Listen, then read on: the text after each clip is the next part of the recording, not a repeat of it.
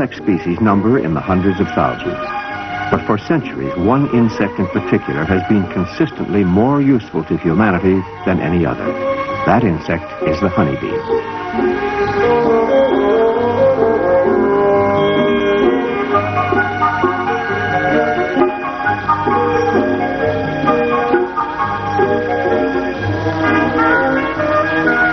Perhaps because it benefits us so greatly, we have studied the honeybee more than any other insect. Though many mysteries remain, we know much about its life cycle and activities. The honeybee is among the most socially organized insects. It lives in colonies of up to 80,000 bees. 3 castes make up a colony. The heart of the colony is the queen. There is only one queen in a hive. Her function is to lay eggs, and she lays hundreds of them every day. Some of her eggs hatch into male drone bees whose sole function is to mate with the queen. The drones are stingless and incapable of feeding themselves. Other eggs hatch into female worker bees. Workers greatly outnumber drones. They are smaller, they can sting, and as their name implies, they do all the work to maintain the hive. The 3 castes, queen, drones, and workers, combine to form a society so complex and exactly organized that it defies our imaginations to realize that the bees act only by instinct. In the wild, honeybees usually make their home in a sheltered location, such as a hollow tree.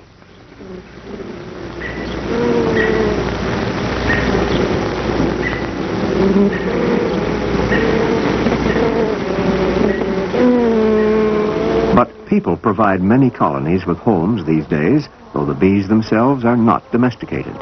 They are still wild creatures. Wherever they make their home, honeybees build a city of wax. The workers pass through a succession of duties as they grow older. Young ones perform certain tasks. Older ones perform others. An important duty of young worker bees is to construct the cells that make up the city of wax.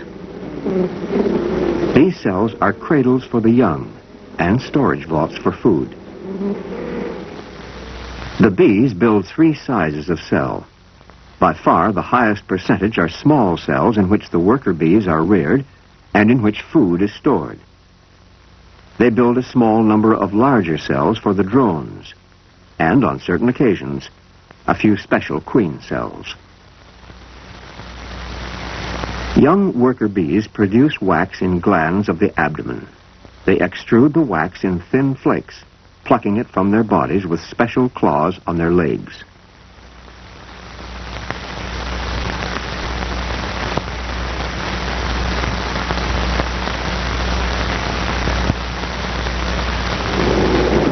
Using parts of their mouths, called mandibles, comb builders work the wax and apply it to the developing comb.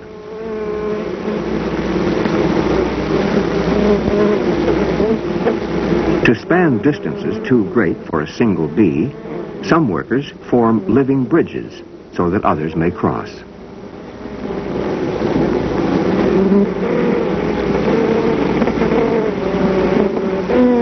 The young workers hang quietly in curtains as the wax forms in their bodies. Here is one of nature's great mysteries. We still do not understand how the bees create these perfect hexagonal cells. Many bees work on each cell, and they work in total darkness. Yet the result is a miracle of precision that rivals the most carefully engineered work of humans. The hive offers the bees protection from the elements and carries them through the seasons. Each season brings new activities to the colony. The bees emerge from winter with their food supplies much depleted. As soon as spring permits, the older bees begin the search for food and water. Flowers give bees their food. From the blossoms, the bees take pollen and nectar, a sweet liquid that is the raw material for honey. The bees also forage for water. With it, they dilute the honey they use in brood raising.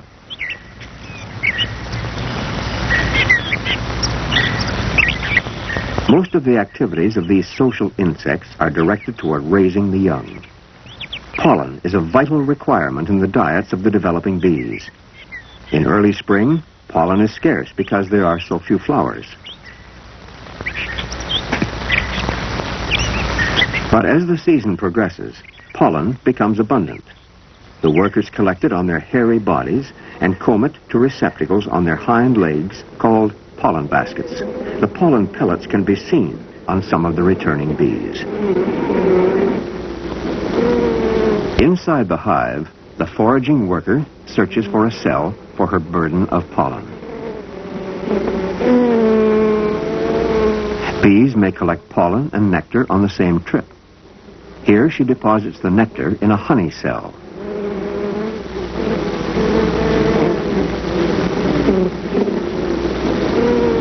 She finds a pollen cell and kicks off her load.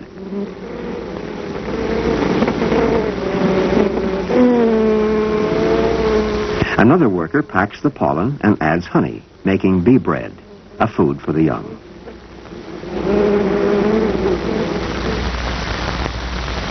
An examination of the pollen pellets shows that they are rarely mixed, evidence that the bees visit the same type of blossom on each trip.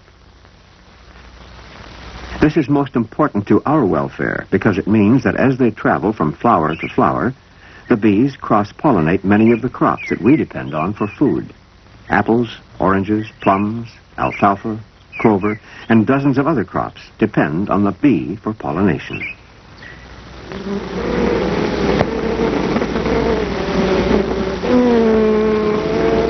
Bees assume many duties in the hive.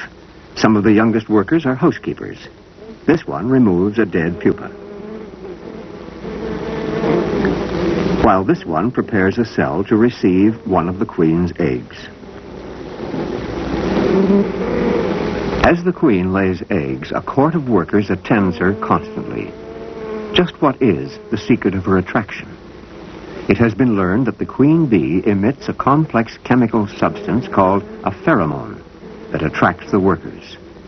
Pheromones are something like hormones, except that hormones work internally, while pheromones are emitted externally and affect other individuals. Here is an experiment that shows the influence of the queen pheromone. The workers ignore this male drone bee.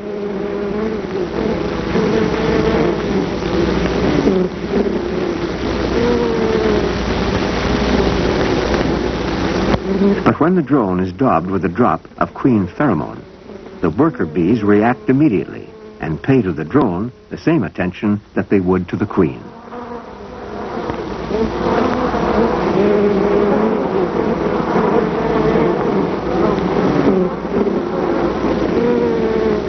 A healthy queen may lay 1,500 eggs or more a day.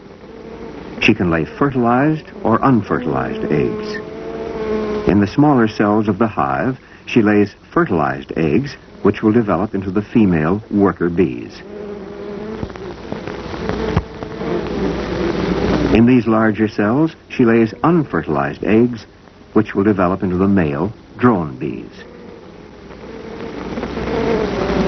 The developing brood must be well tended. Young worker bees act as nurses. This one takes honey, dilutes it, and feeds it to a developing larva.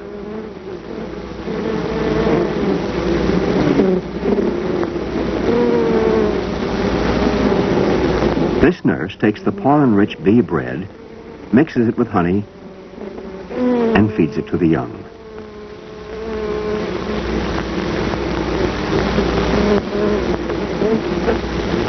The brood temperature is critical, and if it becomes too high, the bees fan their wings to cool it.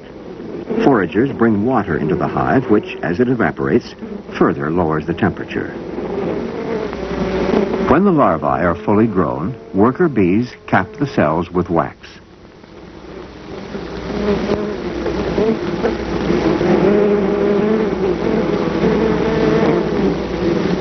This is a comb of capped worker brood.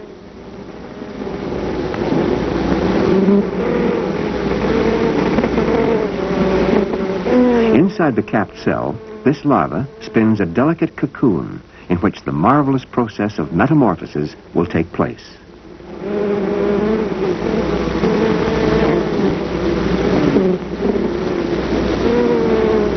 The pupa develops until the metamorphosis is complete.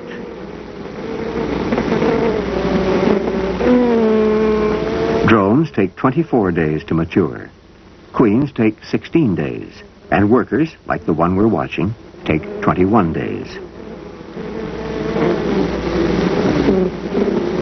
The worker cuts the wax and emerges from its cell. She will feed and rest for a few hours and then take up a succession of duties, first within the hive and then outside it. One of her duties will be to guard the hive. These guards challenge a strange worker. The stranger is submissive, and if she has provisions, she may be permitted to enter.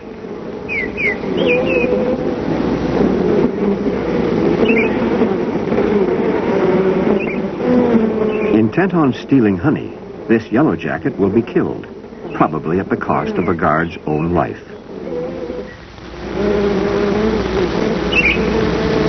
The sting of a worker is barbed, and usually, in trying to remove it from its victim, the bee tears out its own vital organs. When workers sting, they emit a powerful substance called an alarm pheromone. In this experiment, a daub of the pheromone is placed on the cloth, and many bees leave the hive to see what is wrong.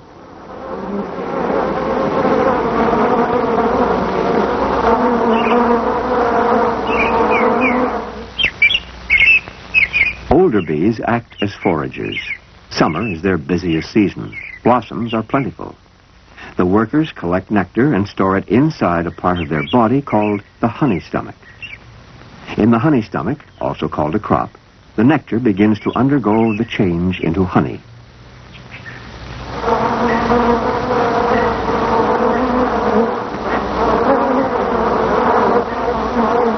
When the honeybee finds a nectar source of rich supply, it returns to the hive and performs one of the most remarkable examples of instinctive behavior on record. It does an excited dance on the comb. The dance tells the other bees the location of the nectar source.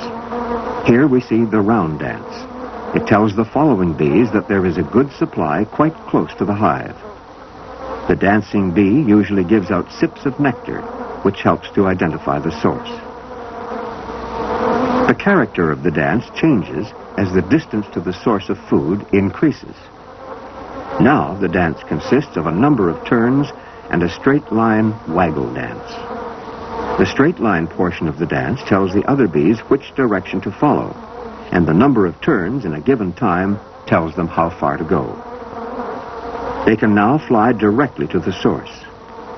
This behavior has been called the language of the bees. The foraging bees return to the hive and transfer the honey from their crops to hive bees. The hive bees continue the transformation of nectar into honey. The hive bees deposit the honey into cells.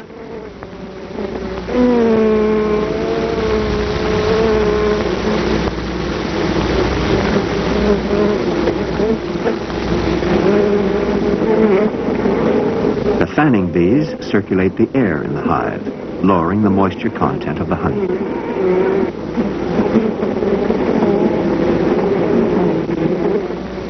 When the cells are full of honey and the moisture content is right, the workers cap the honey for future use.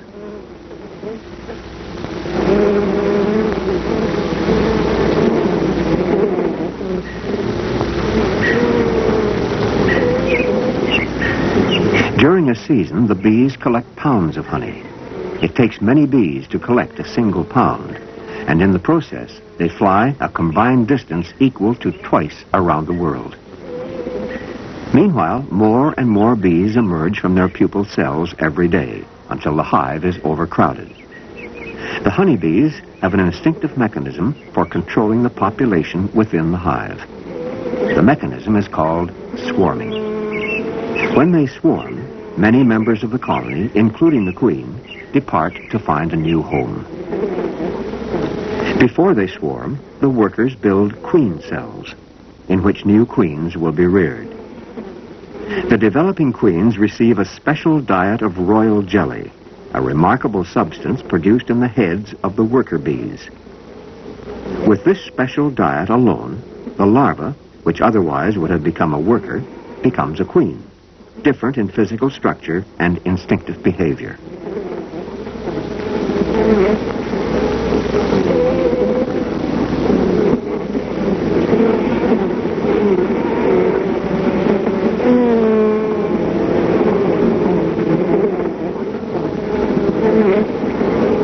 With the future of the colony more or less assured with the developing queens, the bees gorge themselves with honey.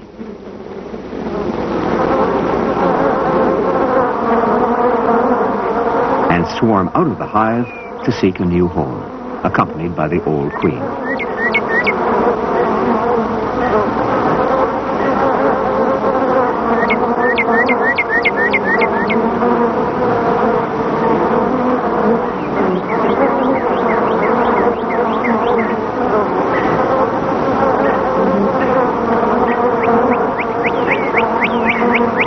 At the end of their flight, the bees form a cluster around the queen in some sheltered spot. The swarm hangs quietly for a day or two, while scout bees go out in all directions in search of a home site. The bees are relatively docile when in a cluster.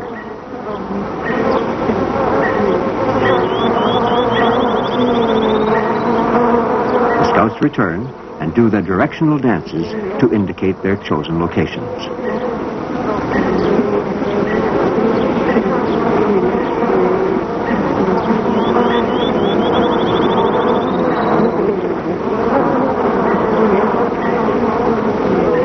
As more and more bees go to the various sites, a sort of consensus is reached.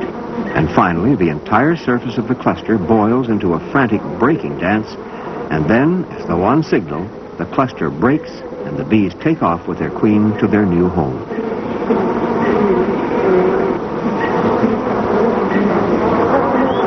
If the shelter is suitable, the swarm accepts it readily. Now, another of the wonderful pheromones is brought into play. The fanning bees emit the trail pheromone, directing the swarm to the new hive entrance.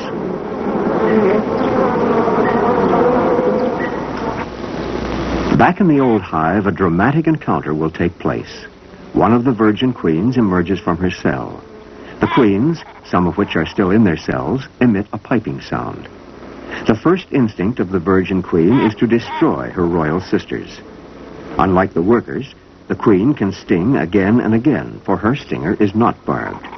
She tears a hole in the nearest queen cell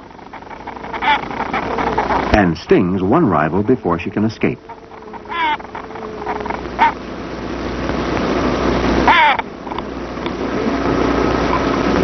But she is too late to kill her second sister in the cell.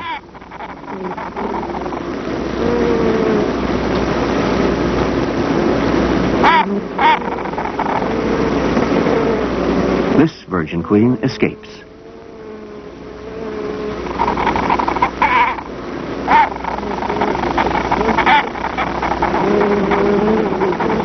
And a royal battle begins. It is a fight to the death, because each hive will support only one queen.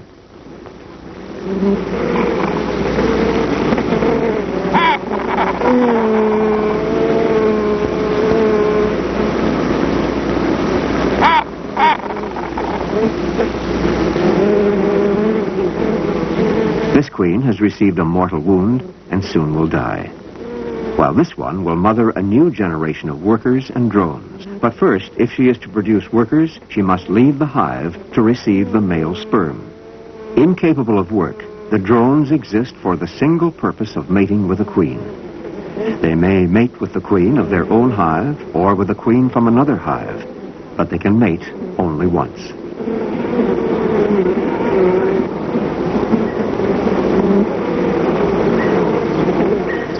With the help of the powerful queen pheromone, the drones find the queens high up in the air. The drones die immediately after mating. The queen returns to the hive to lay thousands of eggs. She will never have to mate again and can continue her activities through her lifetime.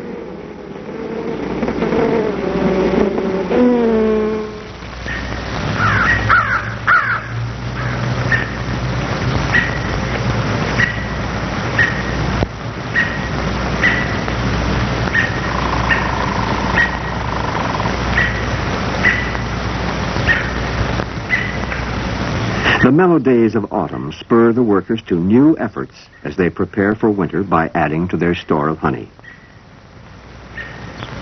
And we reap a harvest made richer by the work of the bees.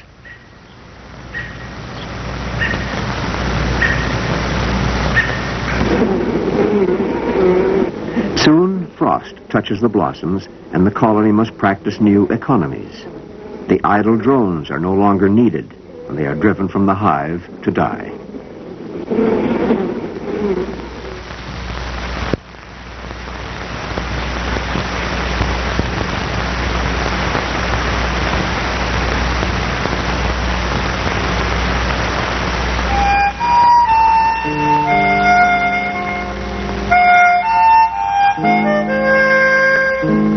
Winter reveals another amazing adaptation of the bees. While all other insects migrate, hibernate, or are killed by the frost, the honeybees actually control their environment.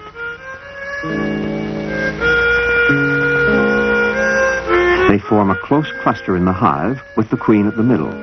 The bees' movements release metabolic heat that the cluster retains. As the bees at the edge of the cluster become chilled, the bees inside change places with them, and the colony survives the cold winter. On warm days of early spring, the bees leave the hive to rid themselves of waste.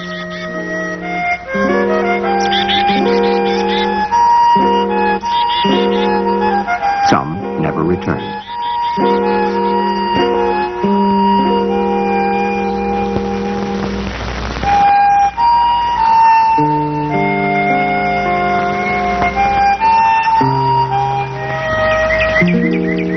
Another spring, an awakening world, and the wonderful life cycle begins anew.